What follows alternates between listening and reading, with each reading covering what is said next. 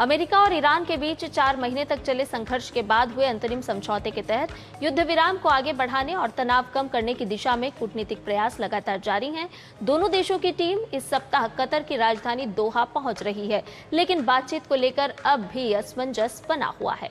और वहीं ईरान ने साफ किया है कि आने वाले दिनों में अमेरिका के साथ किसी भी स्तर पर कोई आधिकारिक वार्ता निर्धारित नहीं है, जबकि अमेरिकी राष्ट्रपति डोनाल्ड ट्रंप ने दोहा में संभावित बैठक को महत्वपूर्ण बताते हुए कहा कि ये बैठक अहम भी साबित हो सकती है और नहीं भी।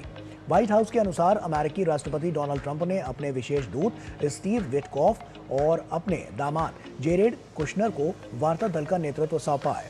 वहीं दूसरी ओर ईरान के विदेश मंत्रालय ने कहा है कि उसका तकनीकी प्रतिनिधिमंडल कतर पहुंच रहा है, लेकिन इसका अमेरिकी प्रतिनिधिमंडल की यात्रा से कोई संबंध नहीं है। इस बीच ईरान ने दोहराया है कि हॉर्मुज स्ट्रेट में बारूदी सुरंगों को हटाने सहित सुरक्षा से जुड़े सभी उपायों का नियंत्रण उसके पास ही रहेगा। वहीं ईरानी राष्ट्रपति मसूद पेजेश्कियान ने कहा है कि कतर में फ्रीज की गई 12 अरब डॉलर की ईरानी परिसंपत्तियों में से 6 अरब डॉलर जारी किए जाएंगे। दूसरी ओर अमेरिका में भी इस समझौते को लेकर राजनीतिक बहस तेज हो गई है। शीर्ष डेमोक्रेट नेता चक शूमर ने ट्रंप प्रशासन से इस समझौते के बदले अमेरिका को मिलने वाले ठोस लाभों पर सवाल उठाए हैं। सप्ताहांत में दोनों पक्षों के बीच हुए मिसाइल और ड्रोन हमलों के बाद तेल की कीमतों में भी 1% से अधिक की बढ़ोतरी दर्ज की गई है।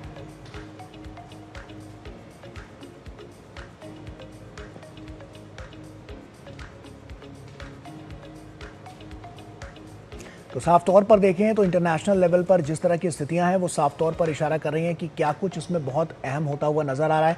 क्या क्या अहम पॉइंट्स हैं ये हम आपको बताते हैं कि दोहा में क्या दांव पर है। ऐसे में आपको बता दें कि परमाणु कार्यक्रम भी प्रमुख मुद्दा रहेगा, जिस पर सबकी नजर लगातार बनी हुई है और इसी को लेकर पेच कहीं ना कहीं फंसता हुआ भी नजर आया है। स्थायी युद्ध विराम पर सहमति की कोशिश लगातार की जा रही है, लेकिन उसके बाद भी बात नहीं बन पा रही है। तमाम दौर की बातचीत होती हुई नजर आई है। 14 सूत्रीय समझौते के क्रियान्वयन पर जोर दिया गया है और लगातार देखने को मिला है कि ये जो पॉइंट्स हैं ये बहुत अहम साबित होते हुए नजर आ रहे हैं। पश्चिम एशिया में जो तनाव है वो लगातार जिस तरह से बढ़ा था, अब थोड़ा घटता हुआ भी नजर आ रहा है। ऐसे में संघर्ष विराम को लागू करने पर अब चर्चा हो सकती है। परमाणु कार्यक्रम भी इसमें प्रमुख मुद्दा साफ तौर पर नजर आ रहा है, क्योंकि ये जो स्थितियां हैं ये पश्चिम एशिया में जिस तरह से नजर आ रही हैं उसके बाद से लेकर अभी तक जो हालात हैं वो किस तरह से पल पल बदलते हुए नजर आ रहे हैं, ये लगातार हम आपको बता रहे हैं। हॉर्मुज समझौते का जो आर्टिकल 5 है उसमें आर्टिकल 5 में क्या है, दरअसल व्यवसायिक जहाजों की आवाजाही इसमें सुनिश्चित करने का प्रावधान है। समझौते के बाद 60 दिन तक जो व्यवस्था है वो लगातार लागू रहेगी और इसके अलावा भी तमाम अहम पॉइंट्स हैं जो इसमें रखे गए हैं। आर्टिकल 5 में और क्या है, समुद्री मार्ग को सामान्य बनाने की प्रतिबद्धता जो है वो सुनिश्चित की जा रही है और इसीलिए देखा गया है कि व्यापारिक जहाजों की सुरक्षा पर विशेष जो जोर है वो देते हुए नजर आ रहे हैं, जो आर्टिकल 5 के लिए बहुत महत्वपूर्ण ये सब पॉइंट्स नजर आ रहे हैं। ईरान हटाएगा सामरिक सैन्य बाधाएं और बारूदी सुरंगें, और ये सब पहले से जो निर्धारित था, जो मांगे थी, जो नियम थे उनके साफ तौर पर उन्हीं के उस पर ये काम करते हुए नजर आ रहे हैं। ओमान सल्तनत से भी जो हॉर्मुज स्ट्रेट की समुद्री सेवाओं का ढांचा तय होगा वो बहुत महत्वपूर्ण है और इसीलिए देखा गया कि जो कवायदें वो तेज गति से जारी हैं। फारस की खाड़ी के अन्य तटीय देशों से भी जो चर्चा है वो लगातार जारी है कि इस तरह की अगर स्थितियां हैं तो उनसे कैसे पार पाना है। लगातार इस पर विचार विमर्श होता हुआ नजर आ रहा है। बातचीत का दौर जारी है और पूरी प्रक्रिया अंतर्राष्ट्रीय कानून के अनुरूप होगी, ये तय किया गया है। तटीय देशों के संप्रभु अधिकारों का पूरा सम्मान होता हुआ नजर आएगा। बिल्कुल, तो हॉर्मुज समझौते को लेकर के जो आर्टिकल 5 है वो क्या कुछ कह रहा है वो ग्राफिक के जरिए आपको बता रहे हैं और व्यावसायिक जहाज़ों की आवाजाही सुनिश्चित करने का खास तौर पर ये प्रावधान करता है। तो ये सब हालात जो हैं वो साफ तौर पर दिखा रहे हैं कि किस ओर अभी भी जो वैश्विक संकट है वो जाता हुआ नजर आ रहा है। चंद्रशेखर जोशी हमारे साथ जुड़ रहे हैं। चंद्रशेखर जोशी, सबसे पहला और अहम सवाल तो यही है कि जिस तरह से अभी भी जो पेश फंसा हुआ है वो किन किन पॉइंट्स पर जाकर फंसता हुआ नजर आ रहा है। बातचीत का हमने दौर एक तरफ देखा, दूसरी तरफ हमने देखा लगातार हमले होते हुए नजर आए। ऐसे में अभी आगे की राह कैसे होने वाली है? क्या आगे की जो डगर है वो मुश्किल होती हुई नजर आ रही है? हालात मुश्किल हैं या कुछ उसमें भी बीच का रास्ता खोजने की कोशिश जो है वो जारी है?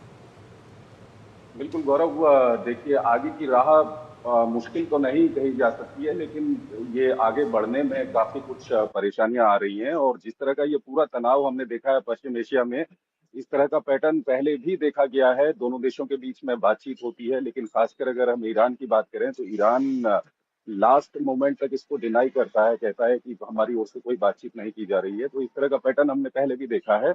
लेकिन जो हालात बने हुए हैं उसमें ये कहा जा सकता है कि ये बातचीत आगे की दिशा की ओर बढ़ रही है और प्रेसिडेंट ट्रंप की ओर से दावा किया गया है कि कतर में बातचीत होगी ईरान और अमेरिका के बीच में। और वहीं व्हाइट हाउस के जो सोर्सेज हैं उनका ये कहना है कि जेरेड कुशनर और स्टीव विटकॉफ इस बातचीत के लिए कतर की राजधानी दोहा के लिए निकल चुके हैं। हालांकि ईरान की ओर से अभी ये कहा जा रहा है कि वहां पर बातचीत को लेकर के ईरान कोई जानकारी अभी दे नहीं रहा है।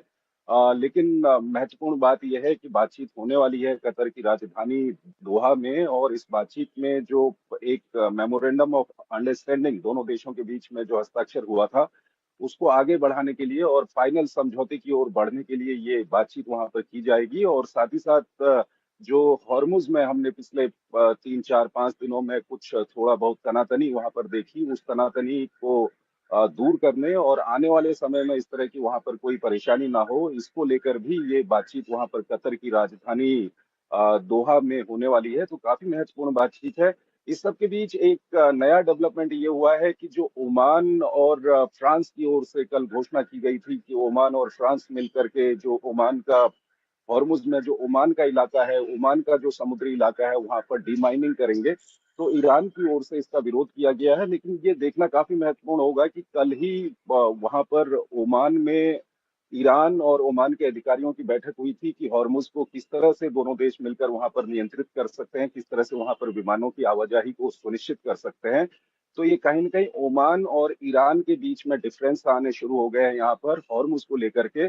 तो ये एक महत्वपूर्ण इसको कहा जा सकता है, क्योंकि स्ट्रेट ऑफ हॉर्मुज की बात करें तो स्ट्रेट ऑफ हॉर्मुज में जो आधा हिस्सा है, जो ओमान की तरफ का हिस्सा है, वो ओमान की टेरिटरी है, और जो ईरान की तरफ का हिस्सा है वो ईरान की टेरिटरी के अंतर्गत आता है।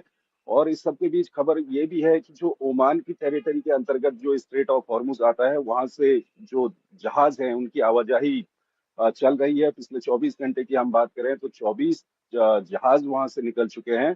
तो ये एक ऐसी स्थिति बन गई है जहां पर ईरान पूरी तरह से अलग थलग पड़ चुका है, और ईरान अपने देश के लोगों को कहीं न कहीं संबोधित कर रहा है इसमें। जो जिस तरह के बयान आ रहे हैं कि हम बातचीत नहीं कर रहे हैं, और वहीं पेजेशकियान की तरफ से ये बयान आया है कि वो जो मेमोरेंडम ऑफ अंडरस्टैंडिंग में अमेरिका और ईरान ने हस्ताक्षर किए हैं उसको इम्प्लीमेंट करने की पूरी कोशिश की जाए, बशर्ते कि अमेरिका की ओर से जो धमकियां दी जा रही हैं उसको ईरान नहीं मानता है।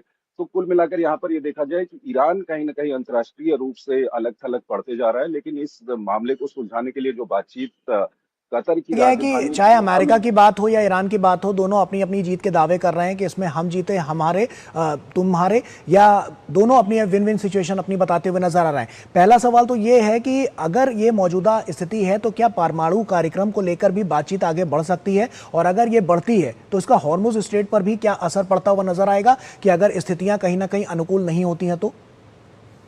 देखिए, कई सारे टेक्निकल ग्रुप्स बने हुए हैं दोनों देशों के बीच में, और परमाणु मुद्दे को लेकर भी अब बातचीत आगे बढ़ रही है धीरे धीरे। और जो मेमोरेंडम ऑफ अंडरस्टैंडिंग है उसमें कहीं न कहीं ईरान की ओर से ये सुनिश्चित किया गया है, ये कहा गया है कि ईरान भविष्य में परमाणु बम नहीं बनाएगा, यूरेनियम का इनरिचमेंट इतना नहीं करेगा कि उससे परमाणु बम बनाया जाए, और साथ ही साथ वो किसी तरह का परमाणु बम खरीदेगा नहीं।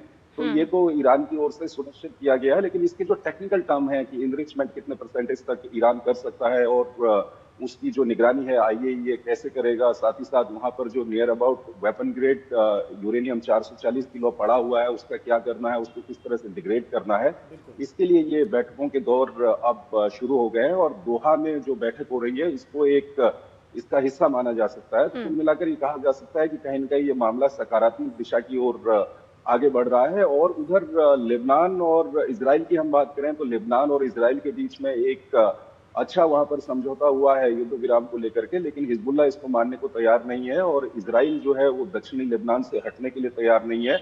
और इजराइल का ये कहना है कि कहीं न कहीं अमेरिका का उसको समर्थन प्राप्त है कि जब तक हिजबुल्लाह को डिसआर्म नहीं करते हैं इजराइल दक्षिण लेबनान से नहीं हटेगा। और इस सब के बीच जो अमेरिकी सेंट्रल कमांड के चीफ हैं Brad Cooper, admiral Brad Cooper, उनकी मुलाकात हुई है लेबनान। वो गए थे, बेरूत गए थे कल वो, और बेरूत में लेबनान के राष्ट्रपति से उनकी मुलाकात हुई है। तो काफी तेजी से ये डेवलपमेंट हो रहे हैं। और ईरान की जो शर्त थी कि कहीं न कहीं इजराइल जो दक्षिणी लेबनान का हिस्सा है वहां से जब तक नहीं हटेगा तब तक कोई फाइनल समझौता नहीं होगा। तो ये सब उसी दिशा में आगे बढ़ रहा है और इसमें समय लगेगा अभी, और फाइनल समझौते के लिए अभी कई सारे बैठकें होंगी, कई सारी बातचीत होंगी। तो कुछ दिनों इंतजार करना पड़ेगा फाइनल समझौते के लिए, लेकिन ये कहा जा बिल्कुल सकता है कि ये चंद्रशेखर, मामला थोड़ा अभी इंतजार जरूर सकारात्मक करना दिशा में होगा, आगे बढ़ लेकिन रहा है। क्या ये एक सकारात्मक उम्मीद की जा सकती है कि दोहा में स्थायी शांति का एक अध्याय लिखा जा सकता है? हालांकि कई सारे असमंजस की स्थितियां भी है, कई सारे बिंदु ऐसे भी हैं जिस पर बात बनती है और बिगड़ती भी नजर आती है। बिल्कुल, दोहा की जो बैठक है उसको एक इस पूरे चरण की जो अगले 90 दिन के अंदर जो बैठकें होने वाली हैं, जो एक फाइनल एग्रीमेंट के लिए दोनों देशों को जाना है, उसकी एक पहली बैठक, इस पूरी कड़ी की एक पहली बैठक इसको कहा जा सकता है। और हालांकि अभी तक इस बैठक को लेकर के कई सारी अनिश्चितताएं ईरान की ओर से वहां पर पैदा की जा रही हैं। ये कहा जा रहा है कि बैठक होगी भी या नहीं होगी, लेकिन साथ ही साथ ईरान ये भी मान रहा है कि उसका एक उसके कुछ जो प्रतिनिधि हैं वो कतर जाएंगे, दोहा जाएंगे, वहां पर बातचीत करेंगे। किस तरह से ये जो मेमोरेंडम ऑफ अंडरस्टैंडिंग दोनों देशों के बीच में बना है, इसको इम्प्लीमेंट करना है। तो कहीं न कहीं मामला सकारात्मक दिशा में आगे बढ़ रहा है, लेकिन अभी वक्त लगेगा और ये जो बातचीत है इसको इस पूरे चरण की एक कड़ी के रूप में देखना चाहिए और आने वाले समय में कई सारी बैठकें और देखने को मिलेंगी। तो हालात सकारात्मक दिशा की ओर आगे बढ़ रहे हैं, लेकिन इनको आगे बढ़ाने में काफी मुश्किलों का सामना दोनों पक्षों को करना पड़ रहा है। चलिए, बहुत बहुत शुक्रिया आपका चंद्रशेखर जोशी, हमसे जुड़ने के लिए और विस्तार से तमाम जानकारियां साझा करने के लिए बहुत बहुत शुक्रिया।